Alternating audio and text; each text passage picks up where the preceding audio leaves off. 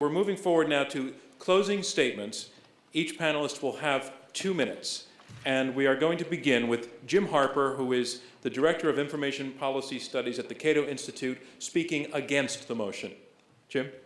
Well, first I want to congratulate and thank our opponents in this debate. They had a very, very difficult chore ahead of them. They did the best they could, and I congratulate them on what meager success they had in their arguments. Important point. Google invited this conversation. Google deserves your credit for having invited this conversation. And as Jeff pointed out, inviting this conversation internally as well. There is a culture there that is essentially good. There are decisions they have made that I have openly criticized. I disagree with some of the things Google does. The totality of what Google does and the totality of what Google is not evil. It is good. And I think you should support opposing the motion. You should oppose the motion because Google is, at its heart, a good company that provides extraordinary services to the public, that makes extraordinary amounts of information available to the public, is working around the world to make information available. And the slights that have been heaped upon it by our opponents do not overcome their burden. We think, and we hope you think, that Google is a good company. Please oppose the motion. Thank you, Jim Harper. In making his summarizing statement for the motion, Randy Picker, professor at the University of Chicago Law School. Randy Picker. Well, I'm both a lawyer and an economist, and as an economist, I think the issue before us is what I'll call marginal evil, or incremental evil. I think that's where we are with regard to Google. That's the question. When are they creating evil that they don't need to create? When are they making a choice that we should understand to be one that benefits Google and hurts the market, hurts other participants in that market? Where I started was something that went to the heart of their business model. This isn't a sideshow. This is not an experiment. This is at the heart of the way Google does business. And what they are doing there is doing exactly what we see monopolists doing since the Sherman Act was passed in 1890. They exercise market power. That's what Google is doing. We've heard a lot of discussion. I haven't heard actually anything about that. I think that's because it's not possible to refute that, and I don't think it's actually transparent to most people how they're doing it. And when someone asks Google whether they're doing that, Google says, we're running auctions, we don't have power, notwithstanding our market share is 65% in the United States. That is acting in a way that is being evil. Thank you, Randal Picker. Summarizing against the motion, Esther Dyson, an investor in information technology companies. Esther Dyson. Thank you. The thing doesn't say don't be incrementally evil. When you have to sort of get down to these fine distinctions, I think it's clear you're losing. So I would encourage you guys to join the winning side and vote against this unsupportable proposition. Google is not violating its don't be evil motto. They are doing good. They are opening up the world. They are giving people more choices. They're giving people awareness of their choices. They're increasing transparency and people's personal autonomy. Mostly what they are doing, and the thing for which I give them the most credit, is they're eroding the power and limiting the ability of those in power to abuse that power by shining light and by encouraging people to change their expectations, to start asking for answers.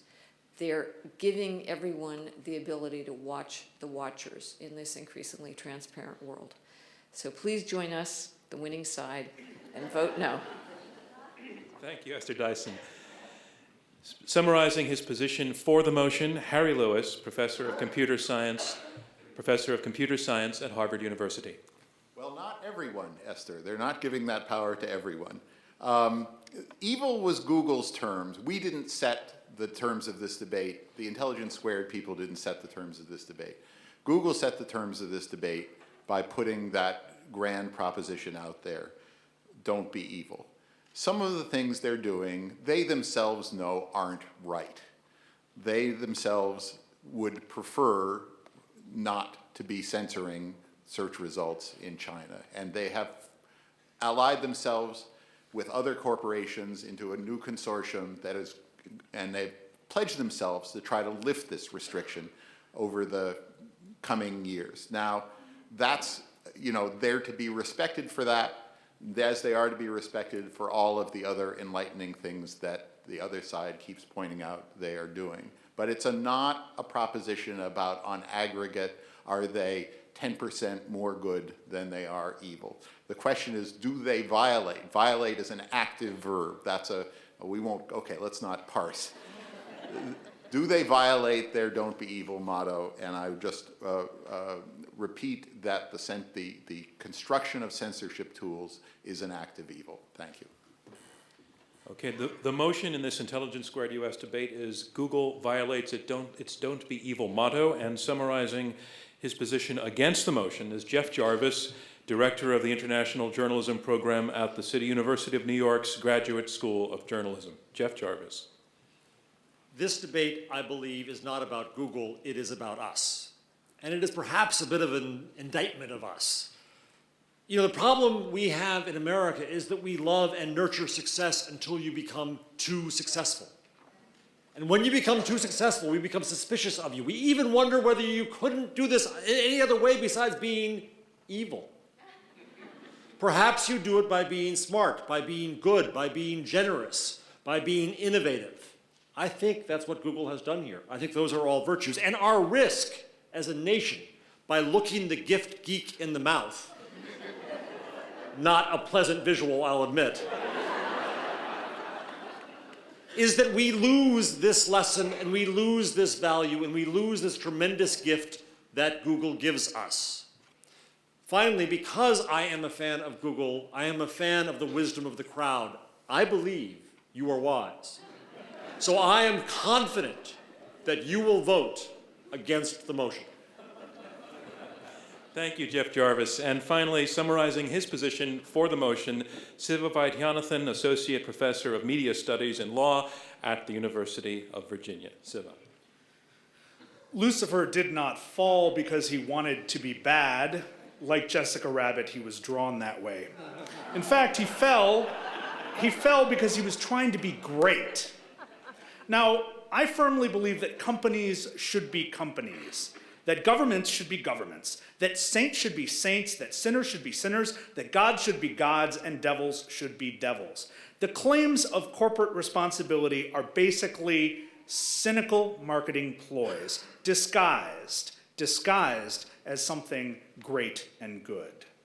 The fact is, Google grew as big and successful as it has, not only because it is great, and it is, but because it claimed to be good. Google never bought a Super Bowl ad. To my knowledge, Google never bought an ad, right? Google got big because in the early days, a whole lot of us who were very active on the web were disgusted by the status quo, and we gravitated to Google, not only because it seemed to satisfy our needs, but because it satisfied our need to avoid evil, and the evil in those days was number one, Microsoft, and number two, Yahoo. And in both cases, Google was able to gain our loyalty. It was a cynical marketing ploy, one that in the long run, it will not, and in fact has not, lived up to. People really believed it was not evil. Many people still believe it does not do evil. The fact is, companies should make money, and the rest of us should beware. So please vote for the proposition.